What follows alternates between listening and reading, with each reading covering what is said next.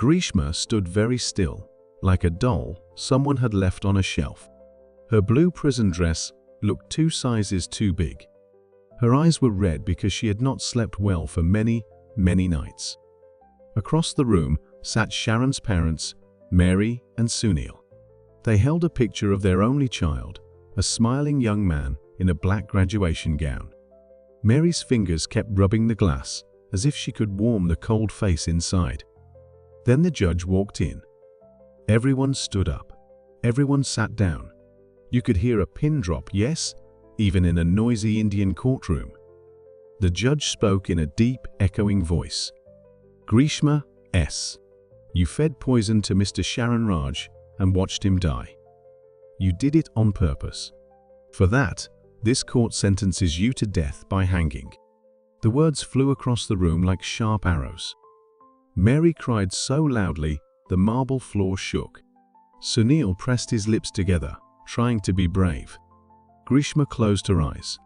2 lonely tears slid down her cheeks, but her face stayed blank, like a wall where nothing ever sticks. Outside, reporters yelled into cameras, "Young woman gets death sentence for poisoning her boyfriend." Some people cheered. Some people argued. But almost no one knew the full story yet. Before we go deeper into this true crime story, hit that subscribe button and stay with us till the end, because the truth behind this love story will leave you speechless. Stories are like puzzles. To see the big picture, you must start with the corner pieces. So, let us jump back to when Sharon first met Greeshma. It was a sweaty October morning in 2021. A crowded college bus rattled down a dusty road. Sharon, wearing a backpack heavier than a baby elephant, noticed a girl standing, holding the overhead rail. Her books looked twice as heavy as his. He smiled and offered her his seat. She smiled back, eyes shining like new coins, and said, "Thank you." That's all it took. By Christmas, they were sharing hot chai at a roadside stall, giggling when the steam fogged their glasses. By New Year's, they were a couple. Sharon called Greeshma Vava, which in Malayalam means dear little one. She called him Sharu, short and sweet. They went to the beach, left footprints that the waves kept licking away. They rode his blue bike into the hills, shouting old movie songs into the wind. Life felt perfect, like the last piece of a chocolate bar still untouched. But life, little one, is not always fair. Greeshma's parents believed in arranged marriages. They found her a groom, Captain Ashwin, a smart army officer. Tall, tidy, polite. The family loved him. Greeshma said yes, because saying no felt impossible. On a sunny March afternoon in 2022, an engagement ring slipped onto her finger. Flashbulbs popped. Sweets were passed around. Greeshma smiled in every photo, but inside, her stomach felt like a bag of knots. She did not tell Sharon. She hid the diamond ring in a tiny velvet box, wrapped it in 2 plastic bags, and pushed it to the back of her sock drawer. Out of sight, she hoped, meant out of trouble. Only trouble has very good eyesight. One rainy July evening, Sharon borrowed her phone to order samosas.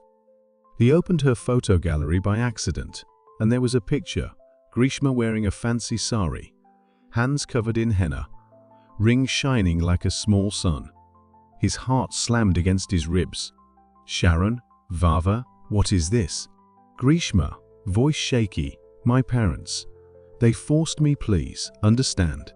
Sharon, break the engagement. Or at least tell Captain Ashwin the truth. Greeshma, crying, "If I break it, my family will be ruined. Everyone will blame me." From that night, love turned sour like milk forgotten on the stove. Greeshma felt squished between 2 heavy stones, family honor and Sharon's threat. Instead of talking openly, she searched for shortcuts, bad, dangerous shortcuts.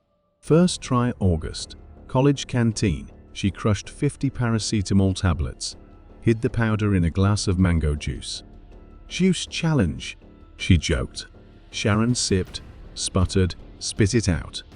Greeshma laughed it off, but inside her head, a dark idea grew claws. Second try week later, bridge at sunset, same trick with cola.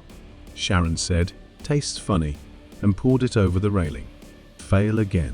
Third try September, bus ride, sleeping pills in bottled water. But flakes floated on top. Sharon kept the seal closed. Another fail. Fourth try October 10, her house blood pressure pills in herbal tea. Sharon had stomach cramps, nothing more. Yet Greeshma noticed something else. He never blamed her. He trusted her so much, it almost hurt. She needed a poison that left no clues. Late at night she typed, fastest deadly poison, no smell India. Google whispered back, paraquat. Paraquat is a weed killer farmers use to kill stubborn plants. Just 1 spoon can turn human lungs into wet paper. No antidote exists. It is colorless in small amounts, bitter but easy to mask with an already bitter drink. Greeshma found a shop that sold farm supplies. On 14 October 2022 at 11:48 a.m., CCTV captured her buying a tiny bottle. She stuffed it in her purse, hurried home, and told herself a lie. It's just a plant killer. Maybe it won't work on people. But deep inside, she knew exactly what she was doing. At 12:35 p.m., Sharon arrived on his blue bike, helmet gleaming. His friend Regine tagged along, hoping for a free lunch. In the kitchen, a kettle hissed. Greeshma mixed dark Kashayam powder with hot water. Steam rose, carrying a smell like old tree bark. Into the pot slipped 2 capfuls of paraquat. She stirred, hoping guilt would dissolve. It didn't. She carried the glasses out.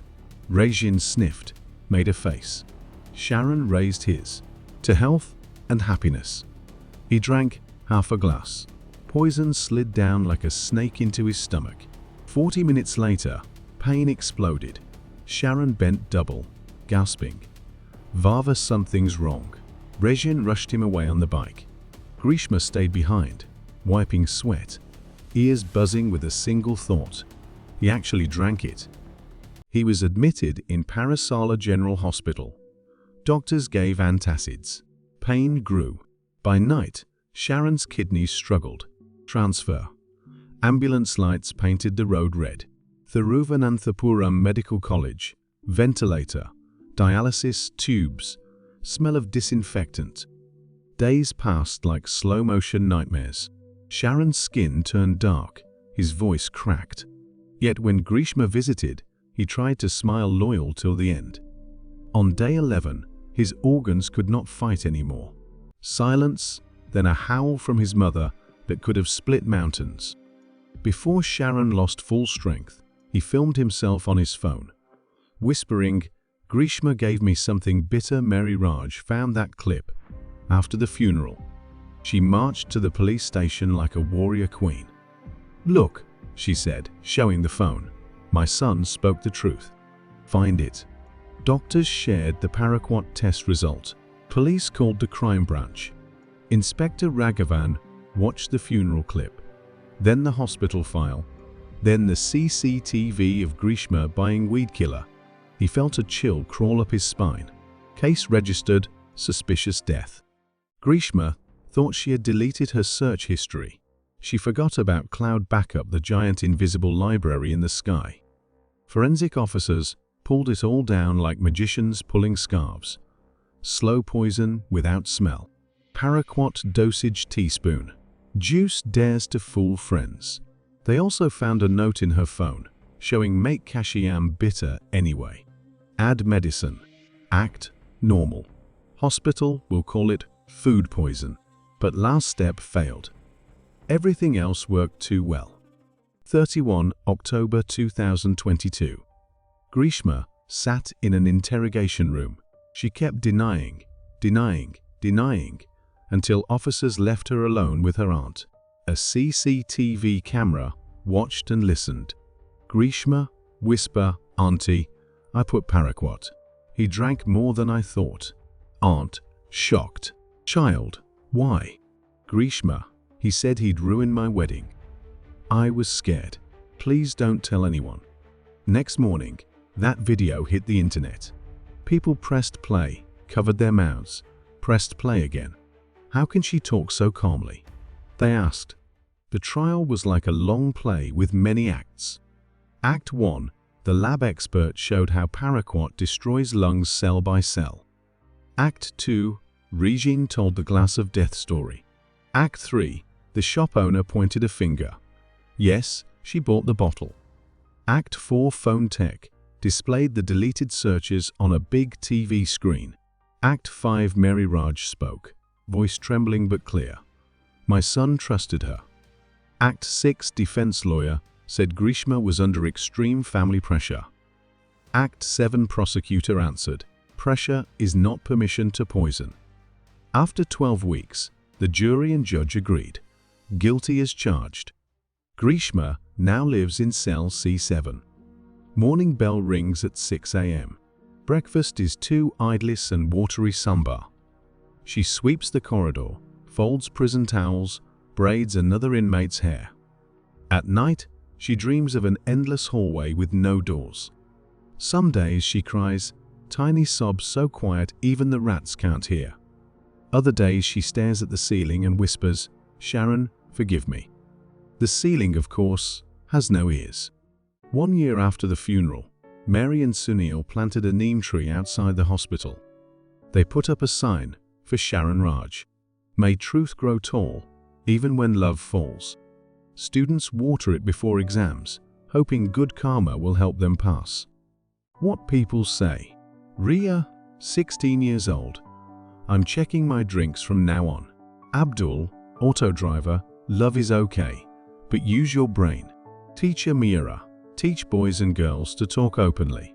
Secrets hurt. Law student Arjun, death penalty is too harsh. Retired Judge Joseph, no, the crime was cruel, the punishment fits.